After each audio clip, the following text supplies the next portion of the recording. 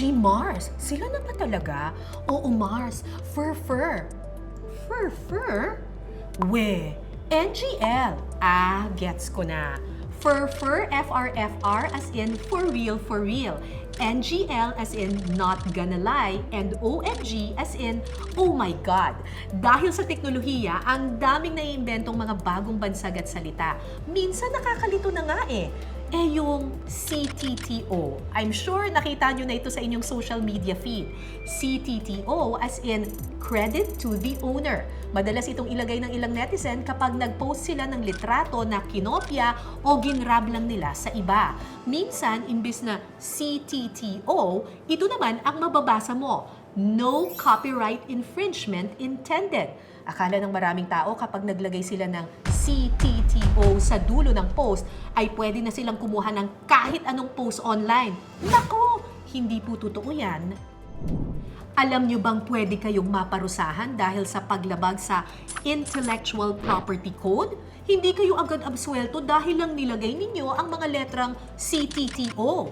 May tama kasing paraan kung paano tayo mas magiging responsable sa paggamit ng mga litrato, video at iba pang mga content online. Ako nga pala ang inyong teacher ngayong araw, Assistant Professor Cara David Cancio o mas kilala bilang Cara David sa telebisyon. At ang lesson natin sa araw na ito, Copyright, AI, and Other Digital Resources. Kung may real property para sa mga bahay, lupa, kotse at iba pang ari-arian, intellectual property naman ang tawag sa lahat ng nalilikha ng ating isipan. Basta original content tulad ng mga imbensyon, essay, script, kanta, disenyo at mga katulad nito, protektado yan ng Intellectual Property Code. Pati yung mga post sa social media, protektado rin ng intellectual property. Uy, hindi porket nakita nyo lang sa YouTube, sa Facebook o kaya sa internet, pwede nyo nang gamitin Lahat kasi yan may copyright.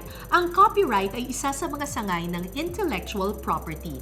Ang sinasabi lang nito, kayo ang nagmamay-ari ng sarili ninyong mga gawa. Halimbawa, kapag nag-post kayo sa Facebook ng litratong kuha ninyo, sa ilalim ng copyright law, bawal ang pagkopya, pag-publish, pag-reproduce at pag-modify ng inyong litrato nang walang permiso ninyo. Maaari itong ituring na copyright infringement o paglabag sa copyright law. Kapag naman kinopya ang isang bagay tapos hindi man lang sinabi yung pangalan ng author, naku, plagiarism ang tawag dyan.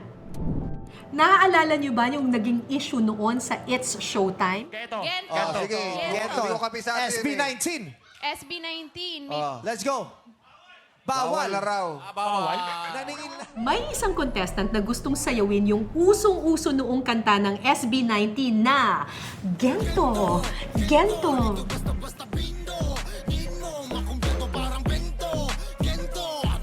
Ay, teka lang. May permiso na ba tayong gamitin ng kantang yan? Baka wala Ayokong ma-copyright infringement.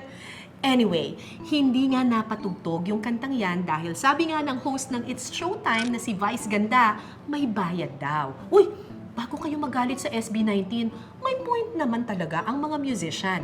Protektado ng copyright law ang kantang ito kaya hindi basta-bastang pwedeng gamitin ng kahit sino unless may pahintulot ng may-ari.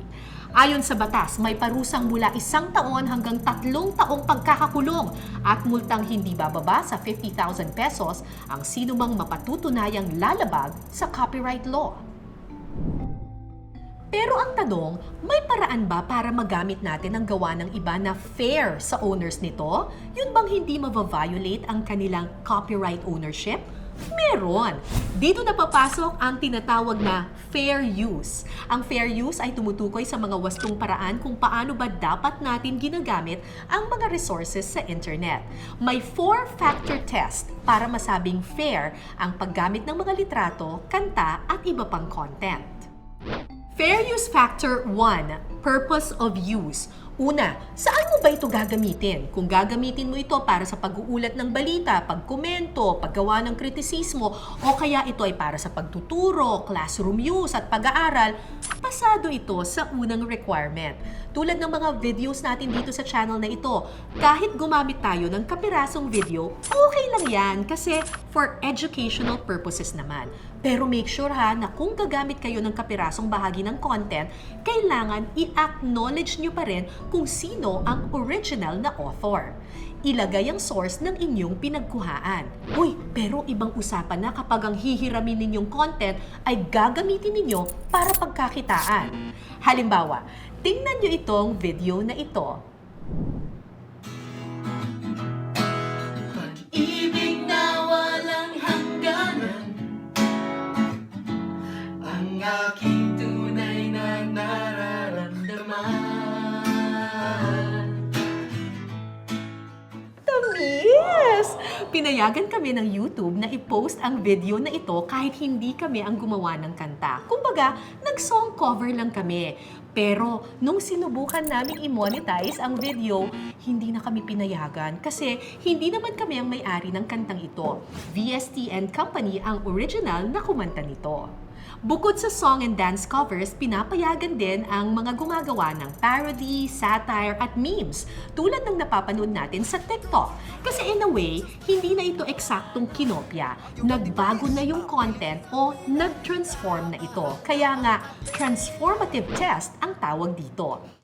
Kaya naman, hindi pwedeng gamitin ng mga eksaktong pamagat, eksaktong pangalan ng mga artista, singer o personalidad.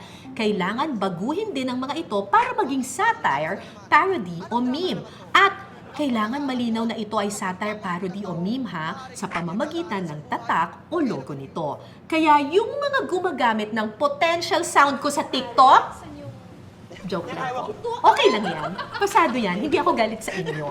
Pasado yan sa fair use. O, tingnan nyo, Ito ba pati yung nga ako impyerno? naging meme na, oh. Okay. Ay, nako. So, ito daw ang yung taba Kanye talaga ng impyerno. utak ng mga Pilipino. Fair use factor 2, nature of copyrighted work. Pangalawa, anong uri ba ng content ang gagamitin mo? Maaaring gamitin ang factual information mula sa scientific o academic o journalistic articles basta may attribution at kung direkta mong kukopyahin, dapat lagyan mo ng quotation marks. Huwag lang kopyahin ang buong artikulo o libro ha, bawal yon. Nga pala, hindi pwedeng kopyahin ang mga creative work tulad ng kanta, tula, pelikula at iba pa nang walang permiso.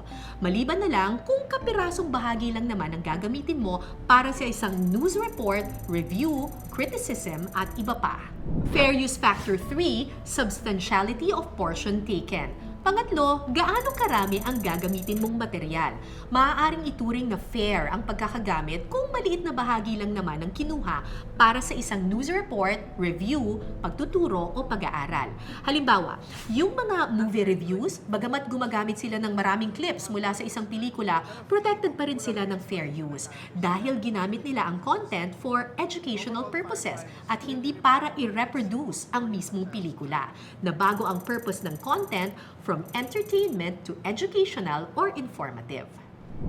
Fair use factor 4, effect of use on the market. At ika-apat, anong magiging epekto ng paghiram mo sa gawa ng iba? Baka naman bumaba yung views, reacts, shares at kita ng original owner dahil sa gagawin mo. Most likely, maka-copyright infringement ka riyan.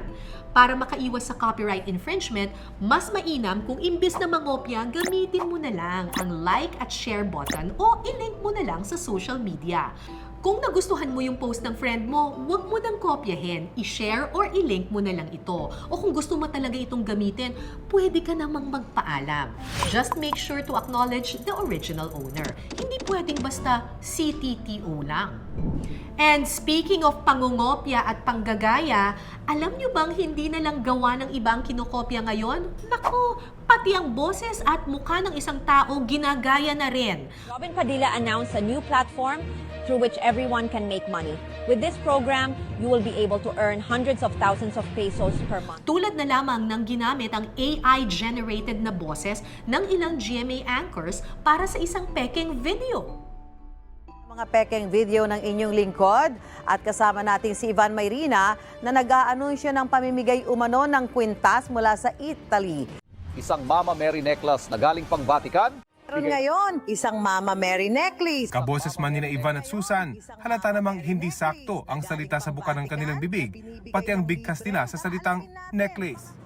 Sa unang tingin, aakalain mo talagang si Ivan Mayrina at Susan Enriquez ang nasa videong iyan. Pero kung pagmamasdang mabuti ang bukas ng kanilang bibig, hindi ito sabay sa kanilang sinasabi. Deepfake ang tawag dyan, isang pamamaraan ng paggamit ng artificial intelligence para lumikha ng mga maling impormasyon sa anyo ng mga audio, video, mga larawan at mukha ng tao. O sa mga estudyante naman dyan, isa pang nauuso ngayon yung generative AI na ChatGPT. Alam kong nakaka-amaze dahil isang chat mo lang kay ChatGPT na write me an essay. May sagot agad siya, pero kapag nag-copy-paste ka lang at pinasa mo agad yan kay teacher, naku, mali po yan. Kasi hindi naman ikaw ang gumawa niyan eh. Kinopya mo lang. Nakatutuwa at nakamamanghaman ng AI, nakakatakot ito kung aabusuhin at gagamitin sa mali. Uy, hindi ko sinasabi na masamang gumamit ng AI ha. Actually, malaki ang naitutulong ng artificial intelligence basta gagamitin natin ito ng tama. Huwag na huwag gagamitin ng AI para makapanloko at mangangkin ng gawa ng iba. Sabi nga nila, ang kay Juan ay kay Juan, ang kay Pedro ay kay Pedro. At syempre, ang akin ay akin. Bawal nakawin, bawal angkinin, at higit sa lahat, bawal hiramin ng walang permiso at proper credits. Ika nga, give credit where credit is due. Sa mundong puno ng mga unfair, laging piliin ang pagiging fair. Tandaan, makapangyarihan ang ating mga salita. Gamitin natin ito ng tama. Bago mag-post ng kahit na ano, siguraduhin ito'y tama at totoo. Ako po si Cara David para sa Media and Information Literacy Project ng UP Diliman.